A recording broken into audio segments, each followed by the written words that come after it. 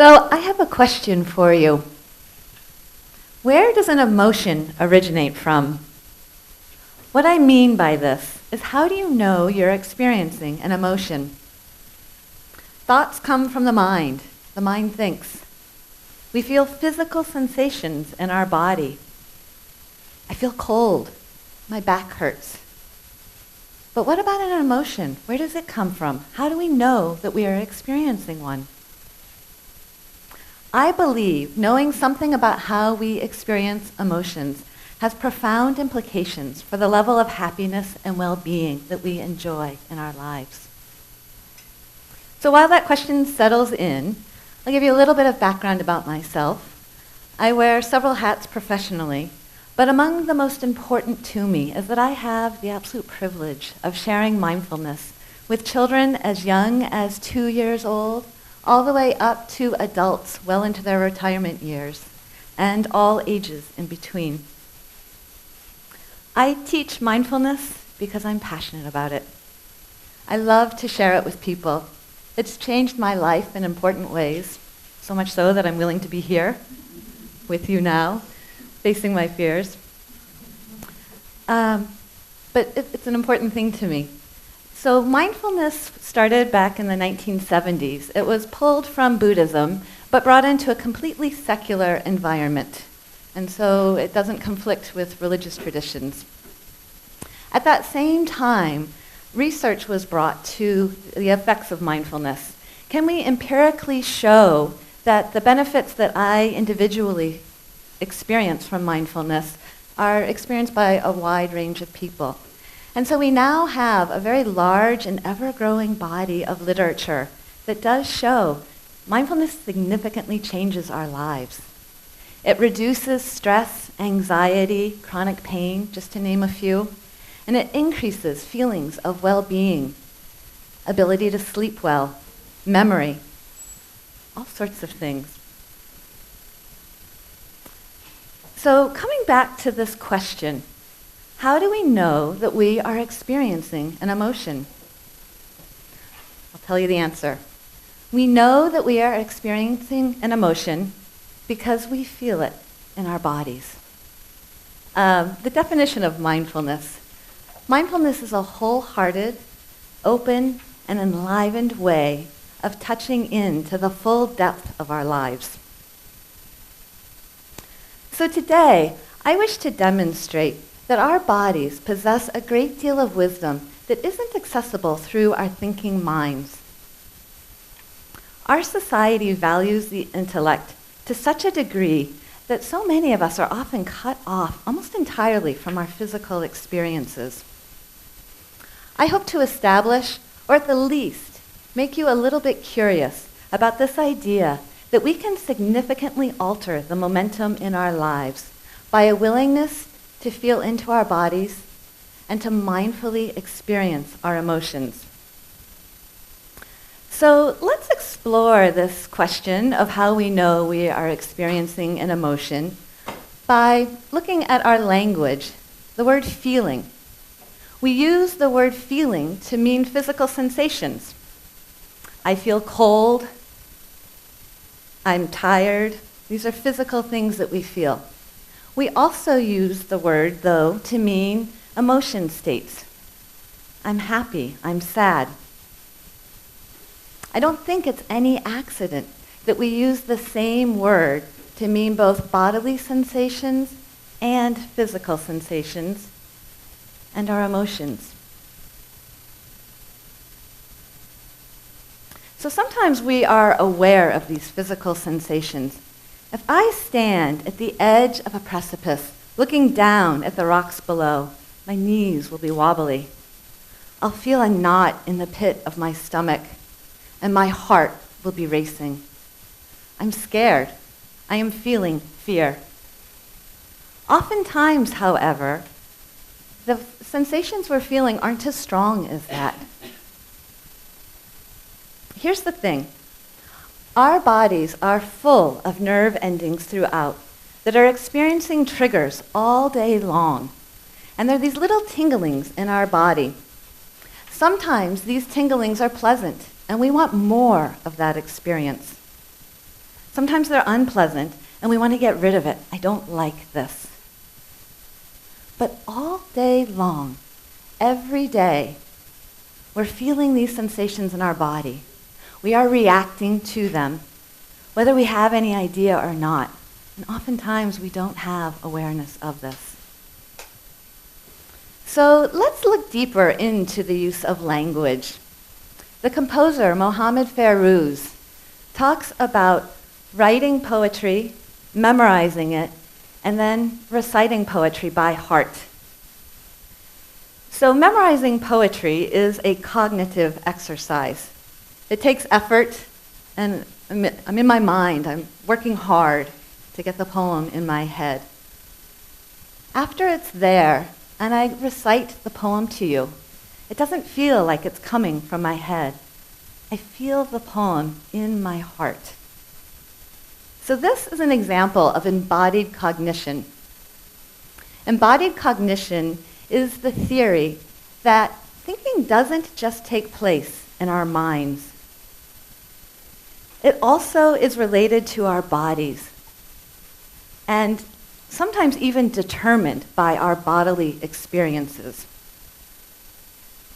So if I'm feeling happy, I'll say I'm up. If I'm feeling sad, I'm down. I look forward to what's happening this weekend, and I remember back to what happened yesterday. These are examples of the many, many metaphors in our language that have to do with our physical experience in our language. Researchers are now able to demonstrate physical sensations behind the use of these metaphors. In one study, people who thought about the future leaned slightly forward. Those who were asked to remember something that happened in the past leaned slightly backward. In another study at Yale, participants were randomly given either a cup of hot coffee to hold or a cup of iced coffee. They were then given a packet of information about a fictitious person and asked to describe this person's personality. Those who held the cup of hot coffee were much more likely to describe that person as being warm, friendly, and open than those who held the iced coffee. This is pretty remarkable, isn't it? This room is kind of cold, so I wonder what that says about me. I've got my sweater on. Maybe you should put your sweaters on. You'll like me better.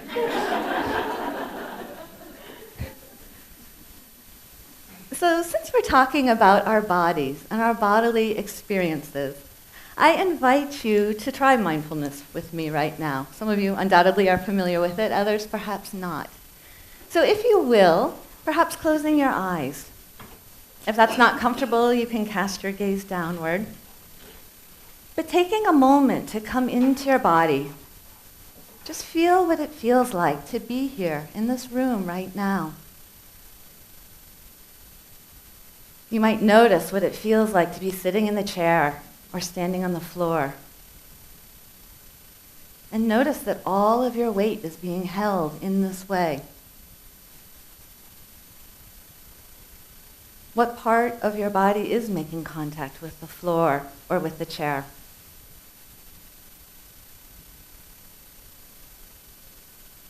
And you might bring your attention now to your breathing.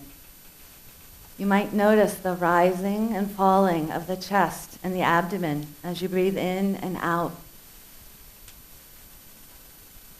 And so taking a moment just to be in your body, feeling your breath.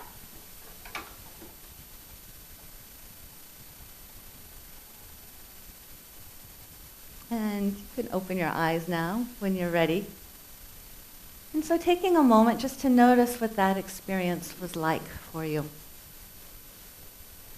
Richard Davidson is a neuroscientist who's very interested in the brains of people who meditate in the way that we just did together.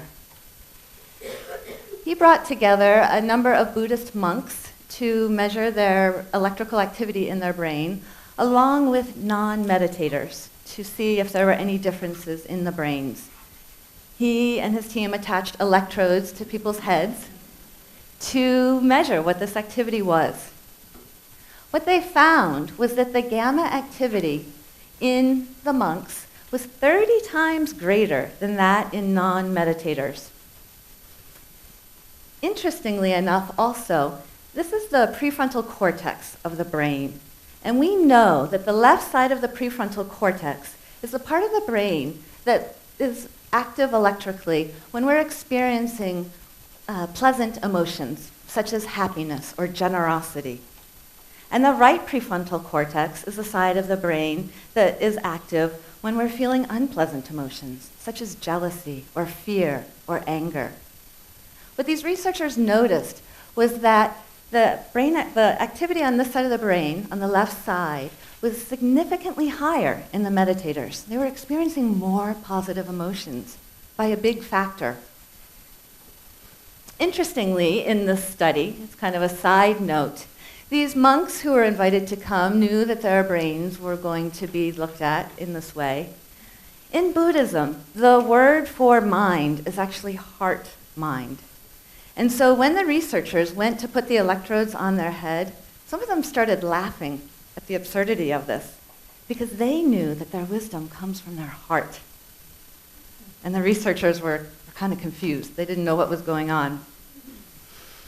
So this is great. If you meditate for tens of thousands of hours, you will experience wonderful benefits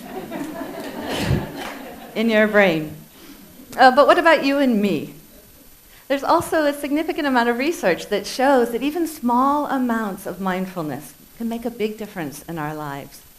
To give you just an anecdotal story, I was teaching a middle school classroom, and after the very first class, Olivia came back, and she raised her hand when asked if anyone had tried practicing mindfulness.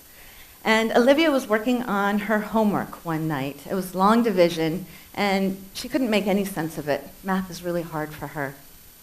She went downstairs and asked her parents for help. Her parents got into this long, drawn-out discussion about how math isn't taught the way it used to be, and this is a big mess, schools are ruining you, and on and on and on. Olivia just needed help. She just wanted to move on, get her homework done, and move on. So she goes back up into her room, closes the door, and she stops. And she feels her body and feels her breath. Then she sits down, and she looks at her homework, and this time she's able to do this. So this is pretty remarkable, because Olivia for years has told herself that she can't do math. She knows she's really bad at math. She came into her body for just a few moments, and she's able to do it. And so let me turn now to my first experience of experiencing an emotion in my body. I read the book When Things Fall Apart by Pema Chodron. And in this book, Pema suggests that when we're experiencing a powerful emotion, such as anger, that we might let go of the story and feel into our bodies and actually feel this emotion of fear in our bodies. So what she means by that is when I'm angry, I am going on and on in my mind about how awful this experience was and how I can't believe she did that, and she did that last time too, and blaming myself. And it's just this cycle that just fuels the anger more and more. So Pema suggests let go of that story and come into your body and feel that emotion.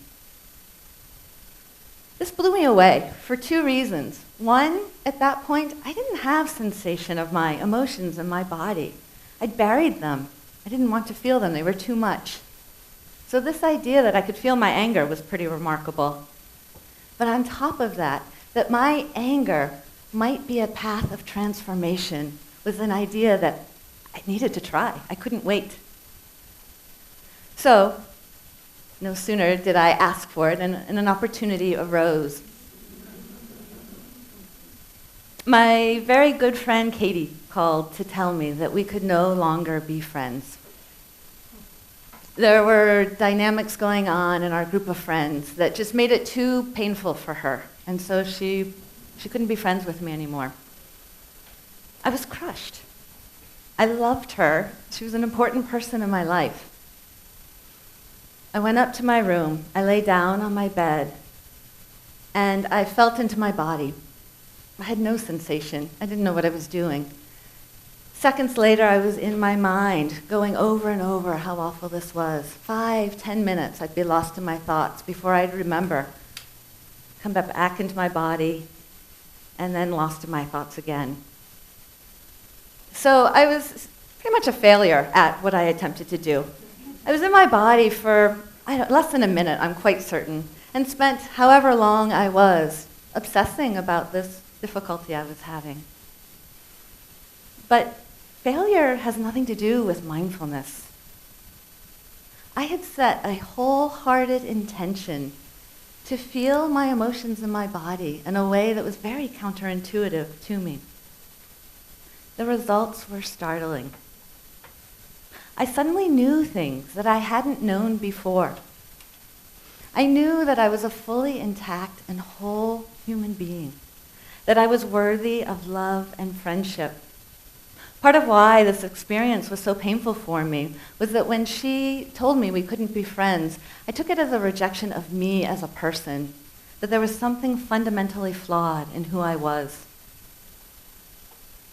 But I saw through that, and I saw to the truth that we were friends on a very deep level, and that we always would be, and that it was just circumstances in her life that were preventing us for a short time. So I shared this with her, and I don't know what words I used, but they went straight to her heart, because whatever problem she was having vanished, and we were friends once more. So this has been an ongoing process for me. I actually get kind of excited when things are difficult. I like feeling these feelings. Not because it feels good, it still feels awful. I don't like it. I don't like it. But these difficult emotions are my hidden treasure. When I go beneath them, I find wisdom and truth that has always been there, that I didn't know was there. So it is my hope that you have some understanding of how emotions and coming into your body might change the momentum in your life in important ways. And if so, that you might want to try mindfulness. And if you're feeling particularly brave, that you might want to try feeling your emotions in your body and finding your hidden treasure. Thank you.